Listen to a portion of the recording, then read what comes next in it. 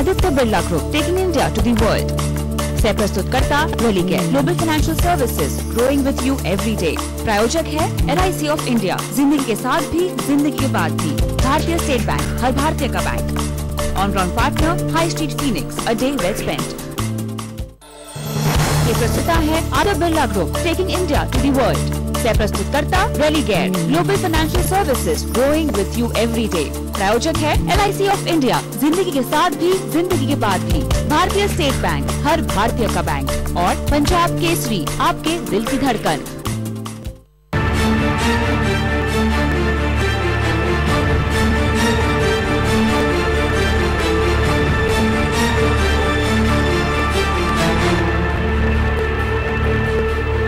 नमस्कार, मैं हूं नेहा आनंद और आपका स्वागत है बजट 2011 पर हमारे स्पेशल बजट और आप में। सबसे पहले आपको बताते हैं बजट की खास बातें।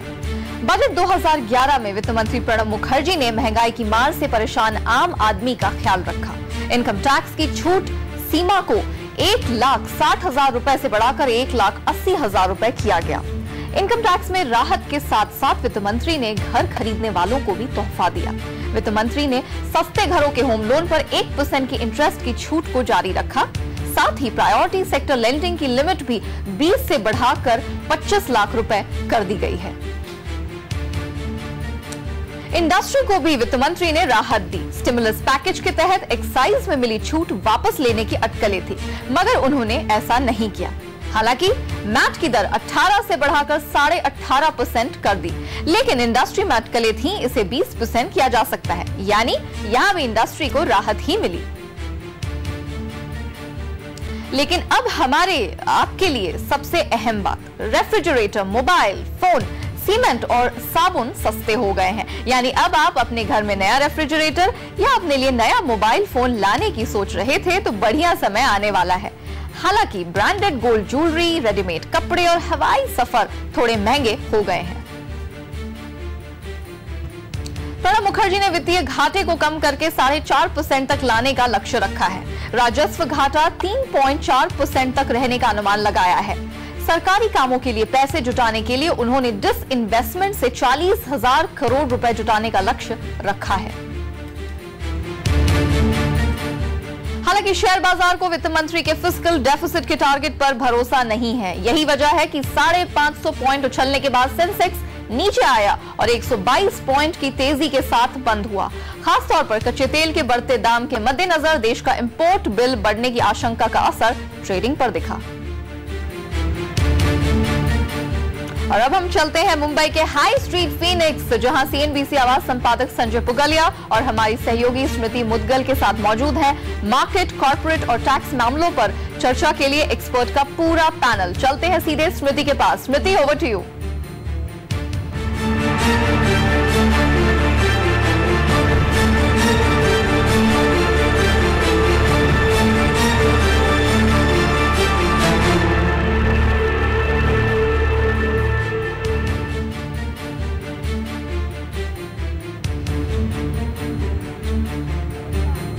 आवाज की इस खास बजट पेशकश बजट और आप में आप सभी का बहुत बहुत स्वागत है।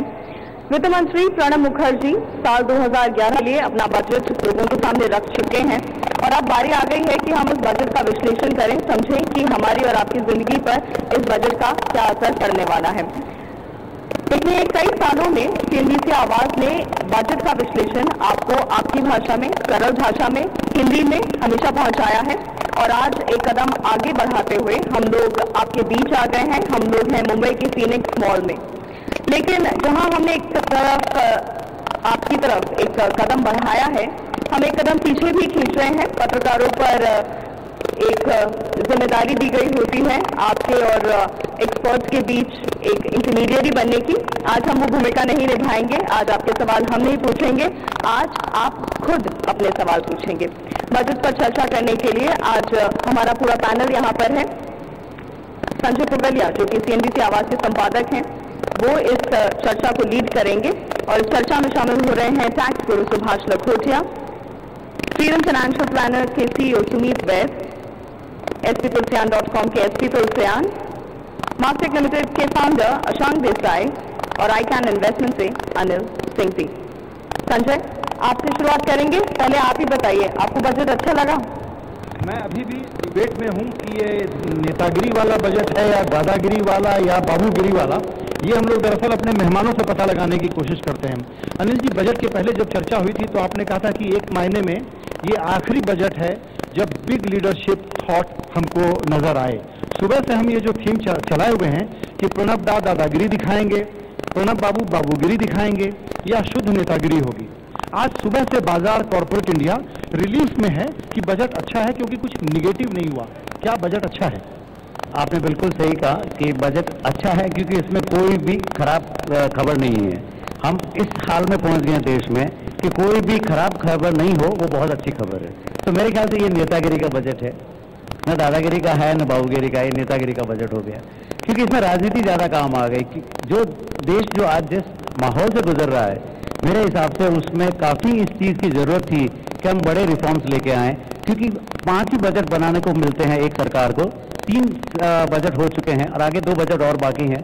अगला बजट यूपी इलेक्शन का होगा और उसके अगला बजट होगा लास्ट बजट, उसमें भी कोई रिफॉर्म नहीं आ सकता है। तो मेरे हिसाब से ये 5 साल पूरे गंवा दिए सरकार। बिल्कुल। अशांक देसाई जी, आईटी सेक्टर के बारे में हमको अभी उम्मीद थी कि एक ई गवर्नेंस के नाते भारत सरकार के पास बहुत काम होगा, सरकारों के पास बहुत काम होगा, पुश दिया जाएगा इंफ्रास्ट्रक्चर पे, एग्रीकल्चर पे, रूरल थ्रस्ट पे। तो हमने सुना, आपके सेक्टर के नजरिए से बजट आपको कैसा लगा? देखिए ई गवर्नेंस के बारे में मैं बताऊंगा कि उन्होंने एक इंटरेस्ट दिखाया है, जहां उन्होंने सीबीडीटी, जीएसटी और जो कस्टम और एक्साइज के प्रोजेक्ट है उनके बारे में बहुत सारी बात की और वो इम्पोर्टेंट है। मगर मेरा ख्याल था कि आज आपको ई गवर्नेंस में पुश देना हो तो एक सर्टेन परसेंटेज ऑफ बजट आपने आईटी पे रखना है। कई स्टेट्स हैं 1-2 जिन्होंने 3% ऑफ बजट आईटी के लिए एलोकेट किया है। प्रणब दा ने ऐसा कुछ किया होता तो शायद ई गवर्नेंस को पुश सब जगह मिलता। उन्होंने सेंटर में कुछ अच्छे प्रोजेक्ट किए हैं, बहुत अच्छे हैं, उसका अच्छा इफेक्ट होगा, मगर दैट्स नॉट इनफ। हमें ज़्यादा करना होगा by allocating good money for a long term project. जी, ये बात करनी है। अभी हम लोग चंदा कोचर से बात करने चलेंगे, आईसीआईसीआई बैंक की सीईओ से, लेकिन उसके पहले एक सवाल पूछना जी आपसे। सुबह से हम लोगों ने इसके बारे में ओपिनियन आमतौर पर पॉजिटिव देखा है, लेकिन अगर मैं ये सवाल करूं आपसे कि फिस्कल डेफिसिट का आंकड़ा तो दे दिया, अजम्पशन ये है कि 9% ग्रोथ होगी तो, और सब्सिडी का बिल नहीं बढ़ेगा तो ये फिस्कल डेफिसिट का आंकड़ा रहेगा। अगर ये आंकड़ा टूटा और इन्फ्लेशन के बारे में खुद कह रहे हैं कि चिंता का विषय है, तो ठोस आश्वासन महंगाई के मोर्चे पर और सरकारी खजाने की अच्छी देखभाल के मोर्चे पर मिलता है क्या? देखिए संजय, हमेशा जो कोई भी चीज अगर आप देखेंगे आंकड़े तो उसमें ईफ एंड बट्स तो जरूर रहेगा। अगर मैं पिछले बजट के हिसाब से जाऊं जहां पे 4.8% की फिस्कल डेफिसिट वित्त मंत्री ने कई प्रोजेक्ट की थी इस साल के लिए और उसे घटा करके वित्त मंत्री ने 4.6 की है, तो मेरा मानना है कि उस वक्त अगर आप ईफ एंड बट्स पे जाते हैं तो डेफिनेटली वित्त मंत्री ने सोचा होगा कि मैं FY12 फाइनेंशियल ईयर 12 में कम से कम एक्साइज को रोल बैक कर सकूंगा, जहां पे मुझे 2% की एक्स्ट्रा आमदनी होगी। अगर मुझे स्पेक्ट्रम की फीस नहीं आएगी तो कम से कम वो रोल बैक की फीस एक्स्ट्रा मिलेगी, नंबर 1। नंबर 2, वहां पे अगर आप देखें डिसइन्वेस्टमेंट का टारगेट जो उन्होंने 40,000 करोड़ का आंका था वो घट के इस साल उन्होंने 21,000 करोड़ एस्टिमेट किया, वहां पे करीबन 19,000 करोड़ की इनको कम रिसीट मिली है। ओवरऑल इसके उपरांत उन्होंने 40 बेसिस पॉइंट का कम फिस्कल डेफिसिट वर्तमान वर्ष के लिए आता है, अगले वर्ष के लिए उन्होंने 20 बेसिस पॉइंट को और कम किया है। तो मुझे नहीं लगता कि ऐसी कोई मजबूरी थी और हम ये सोचें कि अगले साल वित्त मंत्री शायद अकाउंटेबल न होंगे। अगर ये उनका आखिरी बजट होता तो हम शायद मान सकते थे कि इसके बाद में उनकी अकाउंटेबिलिटी कोई नहीं रहेगी। ऑन द कॉन्ट्रेरी, जैसे जैसे इलेक्शन अप्रोच होगा, जैसे अभी अभी अनिल जी ने बताया कि इसके बाद में अगला इलेक्शन यूपी का है, उसके बाद में लास्ट इलेक्शन जनरल, तो उनकी अकाउंटेबिलिटी और बढ़ेगी। इन सारी परिस्थितियों को देखते हुए उन्होंने जो 2 रिमार्केबल चीजें की है कि गवर्नमेंट बोरोइंग को 3,43,000 करोड़ पे रेस्ट्रिक्ट किया, फिस्कल डेफिसिट को 4.6 पे किया, मेरे हिसाब से काफी रिमार्केबल है। अब हमें डेफिनेटली वेट एंड वॉच वाला अप्रोच है कि अब उन्हें अप्रोच अचीव कर सकते हैं कि नहीं, ऐसा कर सकते हैं। अगर नहीं करेंगे तो उनकी अकाउंटेबिलिटी डेफिनेटली आएगी। बिल्कुल। आइए अब चलते हैं सीधे चंदा कोचर के पास। चंदा मैडम, हमारे लिए वक्त निकालने के लिए आपका धन्यवाद। 2 तरह की राय आ रही है, एक ये कि रिफॉर्म का और बड़े काम करने का मौका चूक गए हैं प्रणब बाबू, और दूसरी राय ये कि नहीं, इस परिस्थिति में इन्होंने बड़ा रिमार्केबल काम किया है। आपकी क्या राय बनती है? सारे बजट को एब्जॉर्ब करने के बाद आपको ये बजट कैसा लगता है? मुझे लगता है कि इस परिस्थिति में उन्होंने काफी कुछ अच्छा काम किया है। हेलो हेलो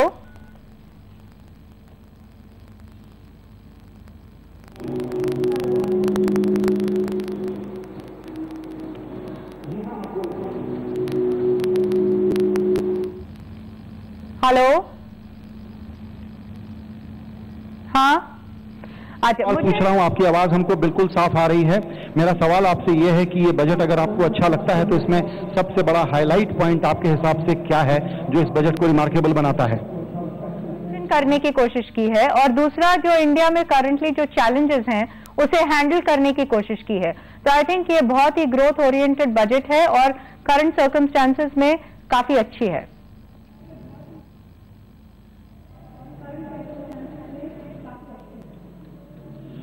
इसमें दो चीजों पर आपका ध्यान दिलाना चाहूंगा। एक तरफ तो ये कि वित्त मंत्री ने कहा कि 2000 तक की आबादी वाले गांवों में बैंक होगा।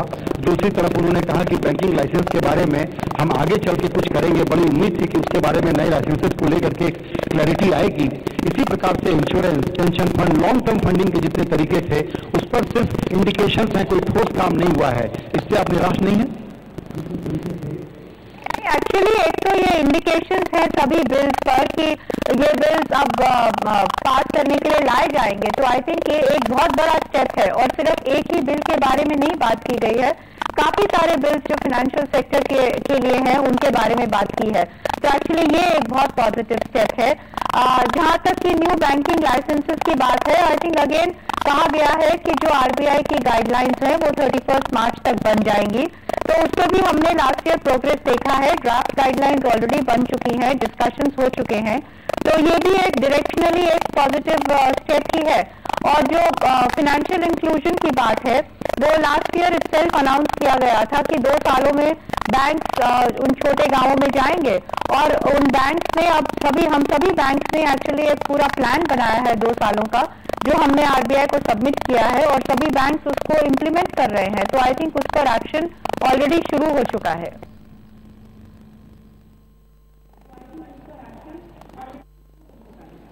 चंदा मैडम, आपसे एक आखिरी सवाल लूंगा, वो ये कि बोरोइंग के जो टारगेट दिए गए हैं, जो इंफ्रास्ट्रक्चर वगैरह के दूसरे कदम उठाए गए हैं, उसको देखते हुए लिक्विडिटी की क्या सिचुएशन रहने वाली है बैंकिंग के स्पेस में, और कॉर्पोरेट इंडिया के लिए कितना पैसा हाथ में रहने वाला है? ये जो अनाउंसमेंट्स आई हैं 2 तरह की बहुत पॉजिटिव अनाउंसमेंट्स हैं। एक तो इंफ्रास्ट्रक्चर सेक्टर के लिए काफी कुछ ओपनिंग की गई है, किस तरह फंड्स इंफ्रास्ट्रक्चर सेक्टर में फ्लो हो सकते हैं, जो डेट कॉर्पोरेट बॉन्ड्स की तरफ, और दूसरा जो इंफ्रास्ट्रक्चर डेट फंड्स बनेंगे उन पर विथहोल्डिंग टैक्स कम की गई है। तो वो एक बहुत पॉजिटिव स्टेप है। और दूसरा जो गवर्नमेंट बोरोइंग्स जो अनाउंस की गई है वो एक्चुअली मार्केट एक्सपेक्टेशन के कंपैरिजन में कुछ कम ही है, तो वो भी एक पॉजिटिव स्टेप है। ये जो सब स्टेप्स हैं ये मीडियम टर्म में बहुत पॉजिटिव साबित होंगे। उनका इम्पैक्ट लेकिन इमीडिएटली नहीं पड़ेगा इंटरेस्ट रेट्स पे। I think immediately interest rates जो हैं वो करंट लिक्विडिटी पर मूव करेंगे, करंट इन्फ्लेशन एक्सपेक्टेशन पर मूव करेंगे। तो अभी जो है लिक्विडिटी अभी भी एक्सेस नहीं है, काफी टाइट लिक्विडिटी पर सभी मैनेज कर रहे हैं। जो इन्फ्लेशन है वो अभी भी वरीसम है। तो मेरे ख्याल से इमीडिएट सिनारियो में आप इंटरेस्ट रेट्स को कम होते हुए नहीं देखेंगे, इनफैक्ट इंटरेस्ट रेट्स थोड़े बढ़ सकते हैं। पर जो इस बजट में जो अनाउंसमेंट्स हुई हैं उनका जो अच्छा इम्पैक्ट है वो मीडियम टर्म पर होगा।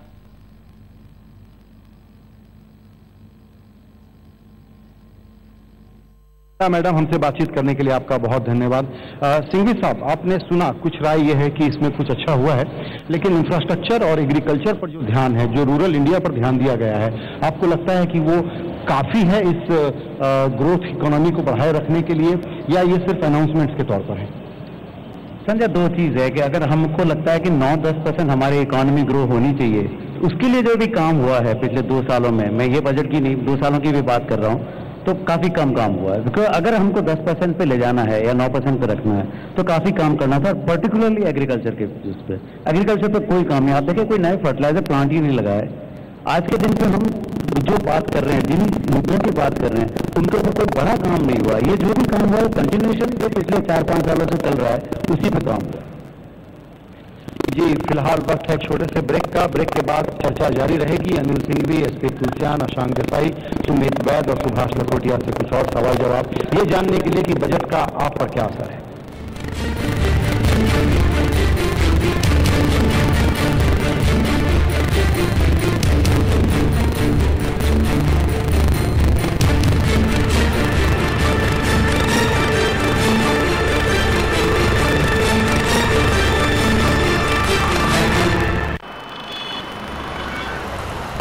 मार्केटिंग खबर रखने के लिए